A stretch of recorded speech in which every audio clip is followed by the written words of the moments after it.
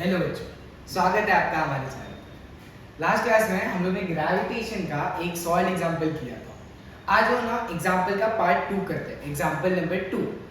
जिसने भी last class नहीं देखा है स्पेशली अच्छे से देख लीजिए, नहीं तो आपको ये पार्ट में हो सकता है आगे थोड़ी प्रॉब्लम हो सकती है। अच्छा, लास्ट क्लास में हम लोग ने सम में फोर्स का वैल्यू ये निकाला, ठीक है। अब जो पार्ट 2 है एग्जांपल नंबर 2, एग्जांपल नंबर 2 पे क्या पूछा है, बोला ये महेंद्र है, ओके, ये विराट है, ओके, दोनों का वेट है, दोनों के बीच में फोर्स कितना लग रहा है, ये कैसे निकाला, इसके लिए आपको लास्ट क्लास देखना पड़ेगा। अब ये जो फोर्स है, अगर इन दोनों के बीच में फोर्स लग रहा है तो थोड़े टाइम के बाद इन दोनों आपस एक दूसरे के आसपास आने चाहिए। अगर ये दो आपस में एक दूसरे के आसपास जा रहे हैं तो दोनों की कोई वेलोसिटी होनी चाहिए। बोल रहा है इन लोग की वेलोसिटी क्या हो जाएगी, इन पे कुछ तो फोर्स लग रहा है, अगर वो फोर्स लग रहा है तो ये हिलने चाहिए, और अगर हिलने चाहिए तो इनकी वेलोसिटी कुछ तो होनी चाहिए। अब हम लोग को ना सम में बोला है कि इसकी वेलोसिटी फाइंड कर। अब वेलोसिटी फाइंड कैसे करें? अच्छा, याद है मैंने लास्ट क्लास में आपको ना इक्वेशन लिखा है, उसमें जो फर्स्ट इक्वेशन याद है आपको, v is equal to u plus a t, ये वाला है। इसमें v का मतलब मैंने क्या लिखाया था, फाइनल वेलोसिटी, u का मतलब क्या था, इनिशियल वेलोसिटी, a का मतलब क्या था, एक्सेलरेशन, और t क्या था, टाइम। अब ना v जो है फाइनल वेलोसिटी, फोर्स से अट्रैक्ट करने के बाद क्या उसकी वेलोसिटी होगी, वो तो हमें फाइंड करना है। अच्छा, मतलब मुझे इसका वैल्यू नहीं पता, ये तो मुझे फाइंड करने को बोला है। u होता है इनिशियल वेलोसिटी। इनिशियली दोनों से बैठे हुए थे, मतलब कोई एक दूसरे पे फोर्स लगा रहा था क्या, नहीं। जब कोई कुछ फोर्स नहीं लगा था, स्टार्टिंग में कुछ वेलोसिटी नहीं होती, उसको बोलते हैं इनिशियली एट रेस्ट। यहाँ पे एट रेस्ट बोला है, मतलब इनिशियल वेलोसिटी को हम जीरो लेंगे, रेस्ट मतलब आराम कर रहा है, आराम कर रहा है मतलब कुछ वेलोसिटी नहीं है, तो हम लोग उसको बोलेंगे इनिशियल वेलोसिटी इज जीरो, ठीक है। एक्सेलरेशन पता है क्या, नहीं, ये भी नहीं पता। टाइम गिवन है क्या, हाँ, क्वेश्चन में बोला है what will be there velocity after 1 second, 1 second, मतलब टाइम भी दिया है 1 सेकंड। अच्छा, ये तो मुझे फाइंड करना है, समझा। देखो ए का वैल्यू नहीं पता, जब तक मेरे को ए का वैल्यू नहीं पता रहेगा मैं सम आगे सॉल्व नहीं कर पाता। अच्छा, ए इज एक्सेलरेशन, हम लोग ने एक फार्मूला पढ़ा था, F is equal to m into a. मेरे पास m है, हाँ है, महेंद्र का m यूज करेंगे हम लोग। अच्छा, इसका क्यों नहीं कर रहा है, क्योंकि हम लोग ने इसको स्टेबिलिटी माना, मतलब इसके कंपैरिजन में इसको कर, तो हम लोग ने अभी इसका लिया। क्वेश्चन में भी महेंद्र स्पेसिफिक करके दिया गया, इसके लिए हम लोग महेंद्र का लिया, ठीक है। अब 75 kg मास भी है, फोर्स, अरे पिछले वाले सब में निकाला था ना, ये देखो फोर्स, ये वाला वैल्यू यूज करेंगे, और उससे एक्सेलरेशन का पहले वैल्यू निकालेंगे। जैसे ही एक्सेलरेशन का वैल्यू आ जाएगा हम लोग इसको इसमें पुट कर देंगे। अब देखो वापस से क्या गिवन है पहले वो समझा रहा हूँ, सॉल्विंग पार्ट हम लोग आराम से करेंगे। क्या बोला गया है कि दो मास है, दोनों आपस में एक दूसरे को फोर्स लगा रहे हैं। फोर्स हम लोग ने इसके पहले वाले लेक्चर में निकाल लिया था, जो एग्जांपल नंबर 1 में था, कि इसका फोर्स कैसे निकालेंगे। फोर्स निकालने के बाद हम लोग को बोला है अगर ये दोनों आपस में एक दूसरे को फोर्स से अट्रैक्ट कर रहे हैं तो ये दोनों पास में आने चाहिए। अगर पास में आएंगे तो इनकी कुछ वेलोसिटी होनी चाहिए, फाइनल वेलोसिटी, वो कैसे फाइंड करें, उसके लिए बेसिक जो लॉस थे उसमें से मैंने फर्स्ट वाला इक्वेशन ले लिया। अब इसमें इक्वेशन में बोलता है v is equal to u plus a t, जहां v फाइनल होता है और फाइनल क्या हो रहा है वही तो फाइंड करना है, ठीक है। u होता है इनिशियल, इनिशियल अट्रैक्ट कर रहे थे क्या, नहीं, तो u जीरो होगा, क्योंकि स्टार्टिंग में कोई भी अट्रैक्शन नहीं था, तो u जीरो है। अच्छा, a का वैल्यू मुझे नहीं पता, t का वैल्यू क्वेश्चन में दिया है कि स्पेसिफिक बोला है कि महेंद्र अगर अट्रैक्ट करता है तो 1 सेकंड के बाद, तो टाइम इज 1 सेकंड, और महेंद्र अट्रैक्ट कर रहा है तो मास किसका यूज करेंगे, महेंद्र का। अब ये मास का यूज कहां पे आएगा बताओ। एक्सेलरेशन निकालने के लिए फॉर्मूला था F is equal to m into a. इस फॉर्मूला में F हम लोग ने इसके पहले वाले सम से निकाल लिया है, m महेंद्र का यूज करेंगे क्योंकि क्वेश्चन में बोला है महेंद्र का लेने के लिए, और a फाइंड करना है, ये अपने आप आ जाएगा। अब इसका जो सोल्यूशन वाला पार्ट है मैं यहीं पे नीचे अच्छे से आपको रिप्रेजेंट करके बताऊंगा। पहले मुझे ए निकालना पड़ेगा ये इक्वेशन में पुट करने के लिए, तो मैं पहले ए निकालता हूं। F is equal to m into a. F का वैल्यू क्या है 4.002 इंटू 10 टू पावर -7। अच्छा इज इक्वल टू m का वैल्यू क्या है 75 kg इंटू ए। ए तो फाइंड करना है, तो इसको ए साइड से नीचे इधर डिवाइड कर भेज देंगे। जैसे ये इधर जाएगा डिवाइड हो जाएगा, तो 4.002 into 10 to power -7 divide by 75 is equal to a. अब ये सर पावर नहीं आता, सिंपल क्या करो, जो नंबर्स दिख रहे हैं उनको डिवाइड करो। जैसे मैं 4.002 को 75 से डिवाइड करता हूँ, मेरे पास आंसर आता है 0.0534 is equal to a. Sir ये पावर किधर गया, ये पावर में हम लोग इसके आगे कंटिन्यू करेंगे, into 10 to power -7 is equal to a. अच्छा लास्ट क्लास में मैंने याद है बताया था कि जो फर्स्ट नंबर होना चाहिए वो नॉन जीरो होना चाहिए। इधर फर्स्ट नंबर नॉन जीरो है क्या? नहीं। अच्छा अगर मैं इसको इधर शिफ्ट करूंगा तो ये नंबर नॉन जीरो है क्या? नहीं। अगर मैं इधर शिफ्ट करूंगा तो ये नंबर नॉन जीरो है क्या? हाँ। मतलब मेरे को ये पॉइंट यहाँ से यहाँ शिफ्ट करना पड़ेगा, मेरे को पॉइंट यहाँ से यहाँ शिफ्ट करना पड़ेगा। और शिफ्टिंग जब भी करते हैं तो हम लोग आगे इंटू 10 टू पावर लिखते हैं, तो मैं क्या लिखूंगा फाइनल इसको चेंज करके, अब पॉइंट किधर हो जाएगा 5 के बाद, तो मैं लिखूंगा 5.34 इंटू 10 टू पावर -7 ऑलरेडी था, इंटू 10 टू पावर, ये साइड पे शिफ्ट करेंगे ना, जब भी ये साइड पे शिफ्ट करेंगे तो माइनस लिखेंगे, जब भी वो साइड शिफ्ट करते हैं तो प्लस में लिखते हैं, जब भी ये साइड शिफ्ट करते हैं तो माइनस में लिखते हैं। अब जब भी मैं ये साइड शिफ्ट कर रहा हूँ, कितना शिफ्ट किया मैंने पॉइंट 1 2 शिफ्ट किया, 2 शिफ्ट किया, तो यहाँ पे मैं लिखूंगा -2 इज इक्वल टू ए। ठीक है, अब ये 10 टू पावर -7 10 टू पावर -2 कितना हो जाएगा 10 टू पावर -9।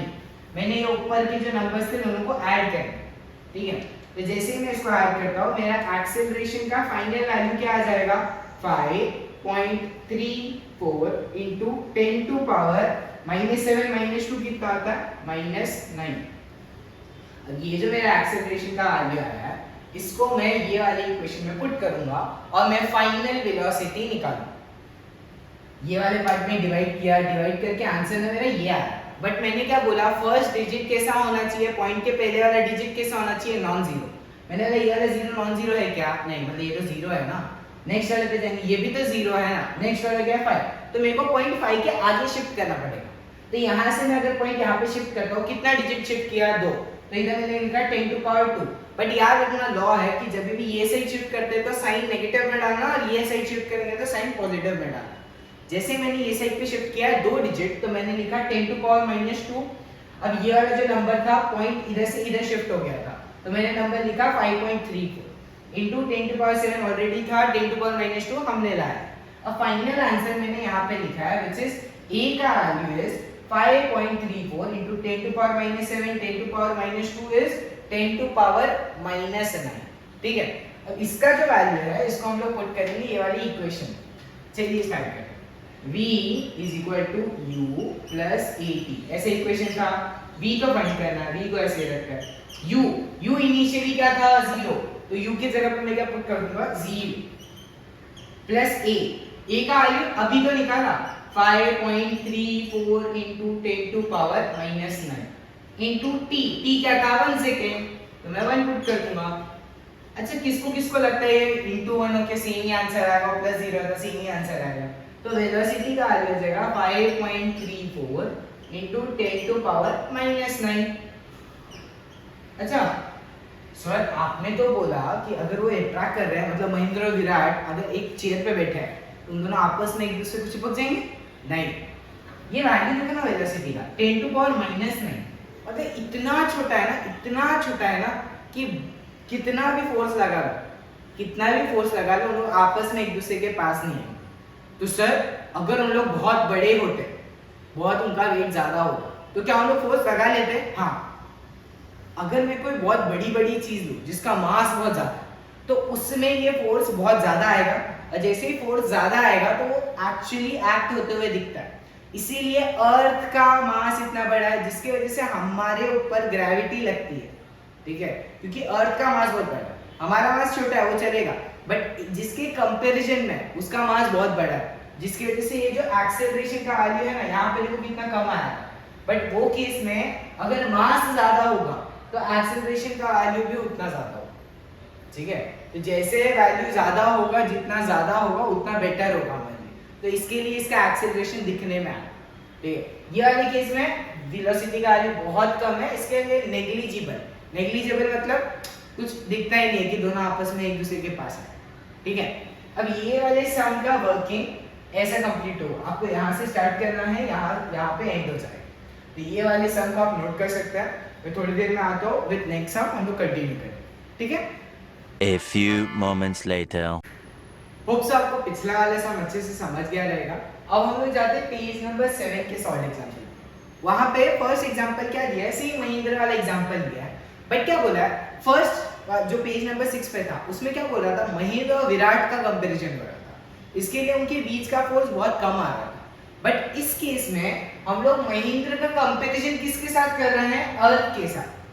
महिंद्रा का कंपैरिजन अर्थ के साथ है, देखो अर्थ का मास कितना बड़ा है, तो अब फोर्स ज्यादा होगा, ठीक है, फोर्स ज्यादा होगा मतलब अट्रैक्शन ज्यादा होगा, ठीक है। चेक कर, अब ये है महिंद्रा, ये है अर्थ, मैंने थोड़ा सा रफली फिगर बनाया आपको समझने के लिए, बस ये अर्थ है, इसके ऊपर महिंद्रा है। महिंद्रा का सेम वेट है 75 केजी, मास ऑफ अर्थ जो याद करना है आपको 6 × 10⁻24 केजी, और रेडियस मतलब यहाँ से इन दोनों के बीच का डिस्टेंस जो भी है वो है 6.4 × 10⁻6। मास ऑफ महिंद्रा पहले वाले सम में हम लोग ने देख लिया था, और ये कैपिटल जी का वैल्यू जो कि कांस्टेंट होता है उसका वैल्यू मैंने लिख लिया। अब इन दोनों के बीच का हम लोग को फोर्स फाइंड करने को, फोर्स का एक ही वैल्यू अपने पास, F = capital G m1 m2 upon r² या d² हम लोग ने पढ़ा था, दोनों चलेगा। अच्छा, यहाँ पे जो फोर्स है वो हम लोग किसके बीच में लगा रहे हैं, एक तो महिंद्रा, एक से तो अर्थ। मैं कैपिटल G को ना कैपिटल G रहने देता हूं, ठीक है, बिकॉज ऑफ द कांस्टेंट। मैं बोलता हूं जो m1 है, लेट्स से मैं अज्यूम करता हूं कि वो अर्थ है, m1 अर्थ है, और मैंने अर्थ के मास को कैपिटल M लिखा, ठीक है, तो यहाँ पे मैं लिखता हूँ कैपिटल M, और जो m2 है वो महिंद्रा है, महिंद्रा के मास को मैंने स्मॉल m लिखा, ठीक है, तो मैं लिखता हूँ स्मॉल m अपॉन r तो वही है डिस्टेंस, ठीक है, r²। अच्छा, किसको याद है, पिछले क्लास में हम लोग ने ना स्मॉल g का ना वैल्यू निकाला था, स्मॉल g का वैल्यू था जो कि था Gm/r², जिसका वैल्यू आया था 9.77। ये प्रीवियस क्लास का है, ठीक है, प्रीवियस क्लास। हम लोग की जितने भी लेक्चर होंगे सब कनेक्शन में होंगे, तो अगर आपने इसके पहले की वीडियोस नहीं देखे हैं, गो चेकआउट और उसको अच्छे से समझ लो, ठीक है। अब ये जो वैल्यू है, अरे ये डिट्टो नहीं दिख रहा है, देखो Gm/r², देखो सेम दिख रहा है ना, तो मतलब इस वैल्यू की जगह पे मैं क्या पुट कर सकता हूँ, 9.77, मैं वही करूँ, यहाँ पे पुट करूंगा 9.77 into m, स्मॉल m। अच्छा, 9.77 into ये जो स्मॉल m है, स्मॉल m का वैल्यू कितना है, 75। अब जैसे ही आप ये दोनों को मल्टीप्लाई करोगे आपको आंसर आएगा 733।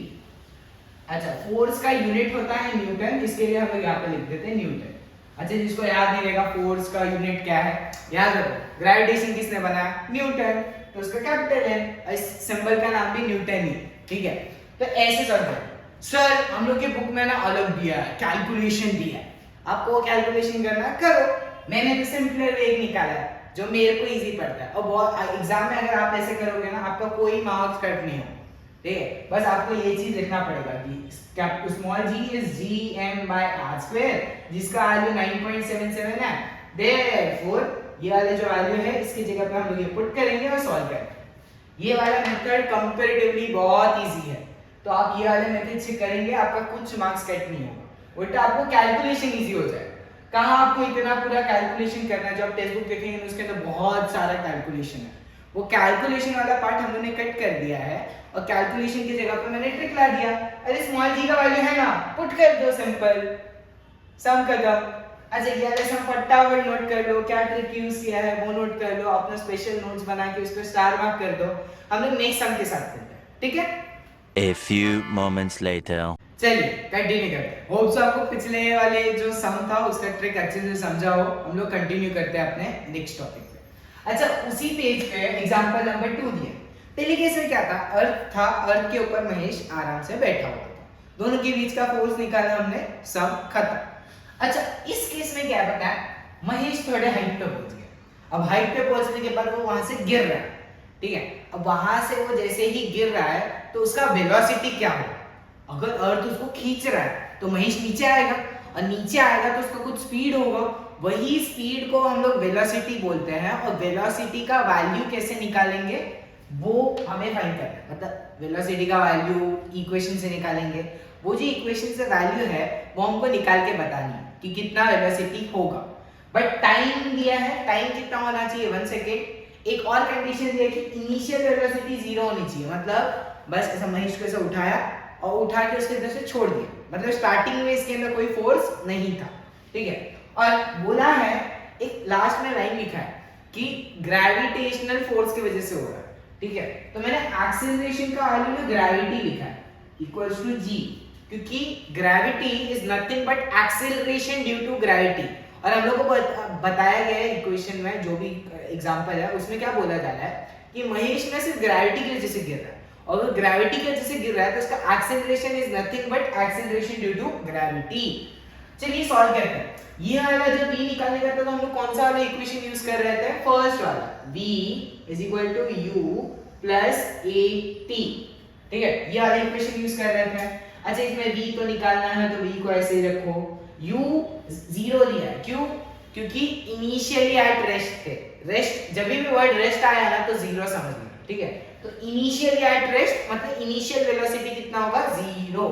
तो u की जगह पे मैं पुट करूंगा 0 प्लस a की जगह पे मेरे को क्या पुट करना है, g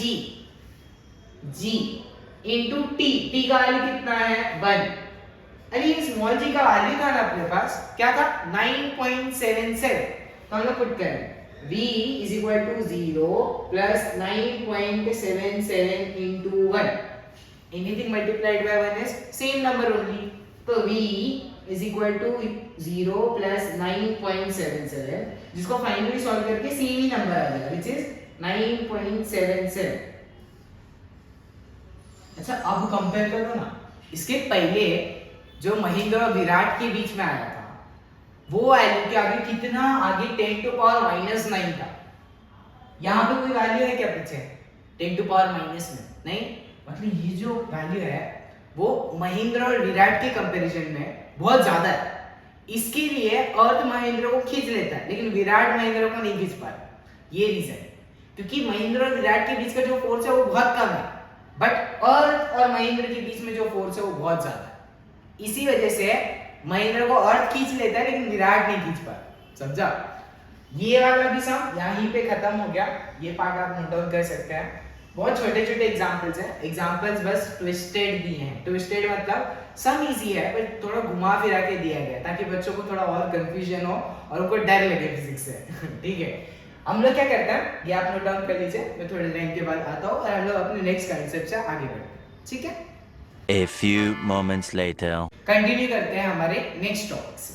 अब नेक्स्ट टॉपिक क्या होता है, हमारा जो स्मॉल जी का वैल्यू आया था वो 9.77 था, पर लेकिन ना ये जो स्मॉल जी का वैल्यू है, जो ये ग्रेविटी का वैल्यू है, ये ना अलग अलग जगह पे ना अलग अलग होता है, अलग अलग जगह पे अलग अलग होता है। अच्छा सर, इसमें हम लोगों ने पढ़ा था कि जो स्मॉल जी होता है वो तो gm अपॉन r स्क्वायर होता है, बराबर? तो इसमें जो कैपिटल जी होता है ये तो कांस्टेंट होता है क्योंकि उसका एक ही वैल्यू है, वो तो चेंज नहीं हो रहा। m का वैल्यू भी सेम होगा क्योंकि मास ऑफ अर्थ तो बदलेगा नहीं। ठीक है, फिर यही एक वैल्यू है ना जिसकी वजह से ये ग्रेविटी पे चेंज आ सकता है। ये क्या था, r, रेडियस ऑफ अर्थ नहीं, इस केस में रेडियस ऑफ अर्थ नहीं बोलेंगे, रेडियस नहीं होता, वो क्या होता है, डिस्टेंस होता है। किसमें, जिसके साथ में कंपैरिजन कर रहे हैं उन दोनों के बीच का डिस्टेंस, बराबर। जैसे महेश और विराट थे तो हम लोगों ने उन दोनों का डिस्टेंस लिया। जब महेश और अर्थ थे तो मैंने अर्थ और महेश के बीच का डिस्टेंस लिया। तो जिस दो को कंपेयर कर रहे हो ना, उन दोनों के बीच का डिस्टेंस इज r। लेकिन ये g और r ना इनवर्सली प्रोपोर्शनल है। देखो ये ऊपर है तो ये नीचे है, बराबर। इसको बोलते हैं इनवर्सली प्रोपोर्शनल। याद है मैंने बोला था डायरेक्टली प्रोपोर्शनल और इनवर्सली प्रोपोर्शनल क्या होता है। डायरेक्टली मतलब इसके बढ़ने से इसका वैल्यू भी बढ़ेगा, और इनडायरेक्टली मतलब इसके बढ़ने से इसका वैल्यू कम होगा, ठीक है। अगर r का वैल्यू बढ़ेगा तो g का वैल्यू कम होगा, r का वैल्यू बढ़ेगा तो g का वैल्यू कम होगा, और अगर g का वैल्यू बढ़ेगा तो r का वैल्यू कम होगा। अगर r का वैल्यू कम होगा तो g का वैल्यू बढ़ेगा, और अगर r का वैल्यू ज्यादा होगा तो g का वैल्यू कम होगा। मतलब r जैसा हो रहा है ना उसका ऑपोजिट g हो, ठीक है। अब इसका एग्जांपल से हम लोग ना तीन चीज समझ सकते हैं। क्या, g का वैल्यू ना जगह के हिसाब से चेंज होता है। अब जगह के हिसाब से कैसे चेंज होता है? फर्स्ट होता है along the surface of earth. Earth के सरफेस पे, जैसे अर्थ है, अर्थ का सरफेस, ये सरफेस। अच्छा, अगर अर्थ को हम लोग देखते हैं तो क्या ऐसे गोल जैसा होता है क्या? वो नहीं, एक्चुअल में अर्थ का शेप होता है ओवल शेप। ओवल शेप मतलब अंडे जैसा, थोड़ा ऐसा, मतलब ऊपर नीचे के साइड पे थोड़ा सा चपटा हुआ है और बीच के साइड पे थोड़ा मोटा है, ठीक है। तो अगर मैं अर्थ के सेंटर, समझो इसको सेंटर अज्यूम करते हैं, तो इधर से इधर तक का डिस्टेंस जो होगा वो कंपैरेटिवली ज्यादा होगा, क्योंकि बीच से ऐसा है, और अगर बीच से ऐसा है तो ऊपर से थोड़ा सा दबा हुआ रहेगा। ये फिगर में उतना क्लियरली नहीं समझ में आ रहा है। अगर मैं ये फिगर को और प्रॉपर बनाता हूँ, बताता हूँ आपको। जैसे अगर ये फिगर ऐसा है, अब अच्छे से समझो। देखो ये सेंटर से इक्वेटर, बीच वाले लाइन को इक्वेटर बोलते हैं, और ये जो ऑपोजिट होता है इसको बोलते हैं पोल्स। अगर मैं इसको ऐसा देखूं तो ये साइड पे ना थोड़ा एक्सटेंडेड है, बट ऊपर नीचे साइड पे ना, ऊपर नीचे जो साइड है इधर से थोड़ा सा दबा हुआ, ठीक है। तो इन दोनों का जो डिस्टेंस होगा, ये वाले जो रेडियस होंगे, इनका वैल्यू एज कंपैरिजन टू ज्यादा होगा इसके वैल्यू के कंपैरिजन में। मतलब ये समझे, ये देखो इसको डॉटेड बनाना। पोल्स वाले लाइन ना डॉटेड लाइन है, और नॉर्मल जो इक्वेटर की लाइन है वो स्ट्रेट लाइन, ठीक है। ये वाले जो लाइंस है ना, ये इक्वेटर का डिस्टेंस, और ये है पोल्स का। अब हम लोग सरफेस पे बात कर रहे हैं, मतलब आदमी कहां पे होगा? सरफेस पे होगा, समझे यहाँ, ठीक है। अगर ये यहाँ पे है तो इसका और सेंटर से जो डिस्टेंस है वो इक्वेटर वाला डिस्टेंस होगा, बराबर। अगर सेम इंसान ना यहाँ पे जाता तो इस बार इसका और सेंटर का डिस्टेंस पोल वाला होगा, बराबर। अच्छा, इधर पे डिस्टेंस क्या था? ज्यादा था, और इधर क्या था? डिस्टेंस कम था। डिस्टेंस मतलब r, बराबर। यहाँ पे r का वैल्यू ज्यादा था। अगर r का वैल्यू ज्यादा होगा तो g का वैल्यू इसका उल्टा होगा, कम। मतलब यहाँ पे g का वैल्यू कम होता है, और यहाँ पे r का वैल्यू कम है तो g का वैल्यू ज्यादा, उल्टा, इनवर्सली प्रोपोर्शनल। अगर r का वैल्यू कम है तो g का वैल्यू ज्यादा होगा। तो पोल्स पे ना g का वैल्यू ज्यादा होता है। अब तुम लोग के टेक्स्ट बुक में ना इसका वैल्यू भी दिया है, ब्रैकेट में 9.83 और यहाँ पे 9.73, ऐसे करके ना आप लोग को वैल्यूज दिया है, ठीक है। अब आपको वो वैल्यूज भी याद करने हैं, और आपको जो पैराग्राफ दिया है ना उसको एक बार अच्छे से रीड कर। मैंने उसके अंदर का जो भी जिस्ट था ना उसको आपको अच्छे से समराइज करके बता दिया। मैंने क्या बोला? अर्थ सरफेस मतलब अर्थ के ऊपर। अब अर्थ गोल होता है क्या? नहीं, ये थोड़ा सा ऊपर से दबा हुआ है, तो साइड से ऐसा एक्सटेंडेड। सेंटर से ये जो इक्वेटर वाला डिस्टेंस है ये ज्यादा होता है एज कंपेरिजन टू सेंटर से टॉप वाला और बॉटम वाला। इसको बोलते हैं रेडियस ऑफ पोल्स, इसको बोलते हैं रेडियस ऑफ इक्वेटर।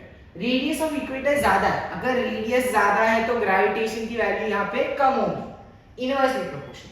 और यहाँ पे अगर रेडियस का वैल्यू कम है तो यहाँ पे ग्रेविटी का वैल्यू कंपैरेटिवली ज्यादा होगा, ठीक है। यह हमने पढ़ा फर्स्ट केस, मतलब अगर हम लोग पोल्स में जाएंगे तो ग्रेविटी ज्यादा लगेगी और इक्वेटर पे रहेंगे तो ग्रेविटी कम लगेगी। अब सेकंड आता है, ग्रेविटी का वैल्यू और चेंज होता है क्या? हाँ, किसके हिसाब से?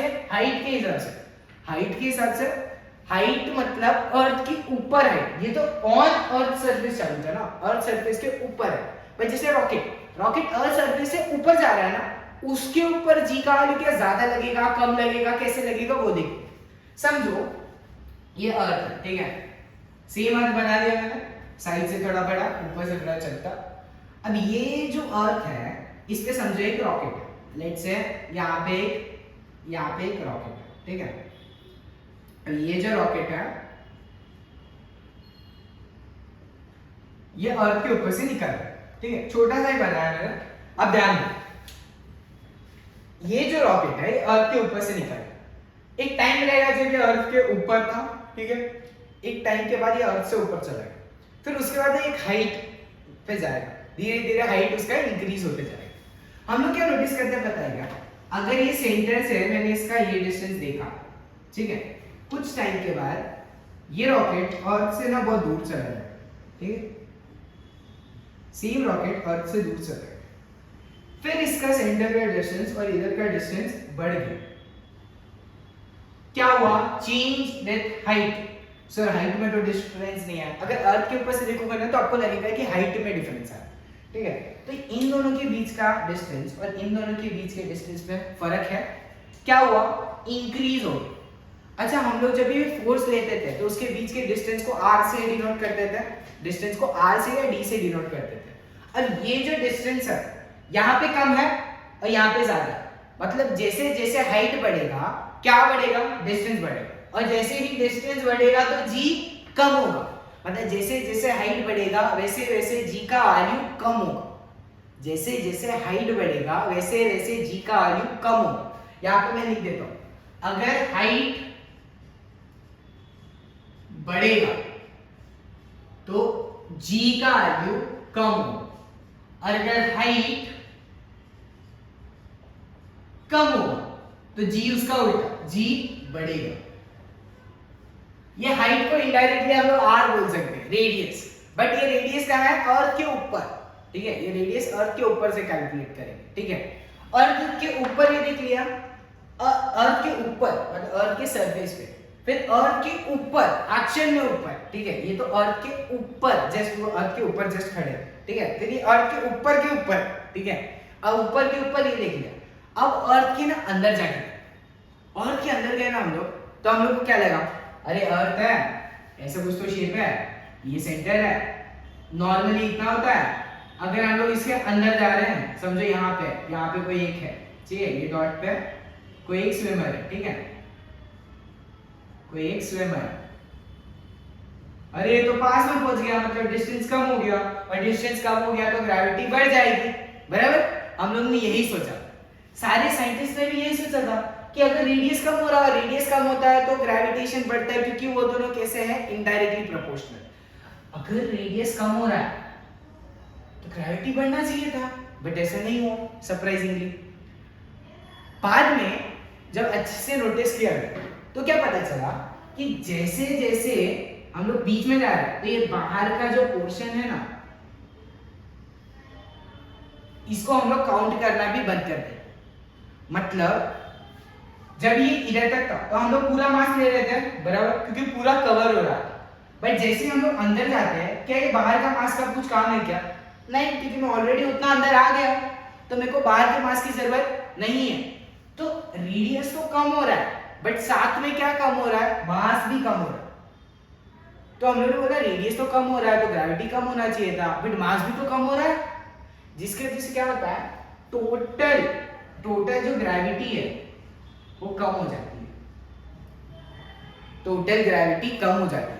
तो अगर आप अर्थ के इस सरफेस है, ठीक है, सरफेस पे इक्वेटर पे ये वाले साइड पे वैल्यू कम होगी, पोल्स पे वैल्यू ज्यादा होगी।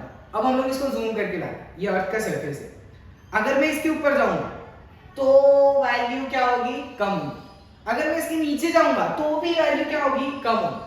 तो तीन चीजें आ, एक तो सरफेस के ऊपर इक्वेटर पे वैल्यू कम, पोल्स पे वैल्यू ज्यादा। फिर एक बार ये सरफेस है, फिर इससे एक हाइट पे जाएंगे, जैसे ही हाइट बढ़ाएंगे ग्रेविटी की वैल्यू कम होगी, हाइट बढ़ेगी ग्रेविटी की वैल्यू कम होगी। फिर अगर मैं इसके अंदर जाता हूं तो सरफेस से नीचे जाता हूं तो सरफेस से जितना नीचे जाऊंगा फिर भी वैल्यू कम होगी। जी की वैल्यू ऊपर जाने पे भी कम होती है, नीचे आने पे भी कम होती है, तो दोनों केसेस में जी की वैल्यू डिक्रीज होती है। ठीक है, अब आप इसको अच्छे से नोट कर सकते हैं, अपने खुद का नोट्स बना सकते हैं। हम लोग नेक्स्ट पार्ट पे मिलता है, तब तक के लिए आप नोट डाउन कर लीजिए। ठीक है, A few moments later. चलिए बच्चों, होप सो आपको अच्छे से समझा होगा ये इसके पहले वाला टॉपिक। अब हम लोग क्या करते हैं, नेक्स्ट पार्ट पे चलते हैं, जो कि बहुत इंपॉर्टेंट पार्ट है। ये वाला पार्ट ना ऑलमोस्ट पूछा ही जाता है। डिफरेंस बिटवीन हो गया, डिफाइन हो गया, इसमें ये पूछा जाता है। क्या पूछा जाता है, मास और वेट में क्या डिफरेंस होता है। मास और वेट में क्या डिफरेंस होता है। याद है मैंने फर्स्ट क्लास में एकदम शॉर्ट में बता दिया कि मास होता है वेट विदाउट ग्रेविटी और वेट होता है विद ग्रेविटी। मतलब मास होता है, वेट नहीं बोलना चाहिए, मास होता है वजन, कोई तो एक क्वांटिटी विदाउट ग्रेविटी, और वेट होता है एक वजन विद ग्रेविटी। चलिए ना इसका डेफिनेशन समझते हैं, थोड़ा डीप में जाते हैं, थोड़ा अच्छे से इसका अंडरस्टैंडिंग लेते हैं। अब जो मास है, मास को हम लोग क्या बोलते हैं, the amount of substance, amount of substance in an object। एक ऑब्जेक्ट के अंदर कितना सब्सटेंस भरा हुआ उसको हम लोग क्या बोलते हैं, मास। जैसे ये मार्कर है, इसके अंदर इसके कैप का वजन है, प्लस इसका जो मटेरियल है उसका है, अंदर इंक डलती है उसका वजन है, तो सबका जो ओरिजिनल वजन है, जिसका कंटेंट है उसका जो वजन है, इसको क्या बोलते हैं, मास। वेट में क्या डिफरेंस हो गया सर, वेट भी तो यही होता है। नहीं, वेट में एक स्पेसिफिक डिफरेंस है। क्या मैंने बोला था, विद जी। तो क्या है ना, जब तक ये मार्कर को अर्थ अट्रैक्ट नहीं करता तब तक इसको मास में कैलकुलेट करेगा, बट जैसे ही इसको अर्थ अट्रैक्ट करने स्टार्ट कर देता है विद जी, इसका नाम हो जाता है वेट। हम लोग को अर्थ अट्रैक्ट कर रहा है, अगर मैं नहीं चाहूं तो भी अर्थ मुझे अट्रैक्ट करेगा, बराबर। अगर मुझे अर्थ अट्रैक्ट कर रहा है मतलब मेरे ऊपर जी है, जी का वैल्यू है, अगर मुझ पे जी का वैल्यू है तो मेरा वेट देखा जाएगा या मेरा मास, मेरा वेट। इसके लिए हम लोग अपना वेट कैलकुलेट करते हैं। ठीक है, बट सर क्या फिर मास भी हो सकता है क्या? हाँ, अगर हम लोग इसमें से जी का वैल्यू निकाल लें तो हम लोग इसको मास की तरह कैलकुलेट करें। अगर मैं इसमें जी का वैल्यू लगाता हूं तो वो हो जाता है वेट। अब वेट का डेफिनेशन क्या है, it is a force, it is a force by which earth attracts an object।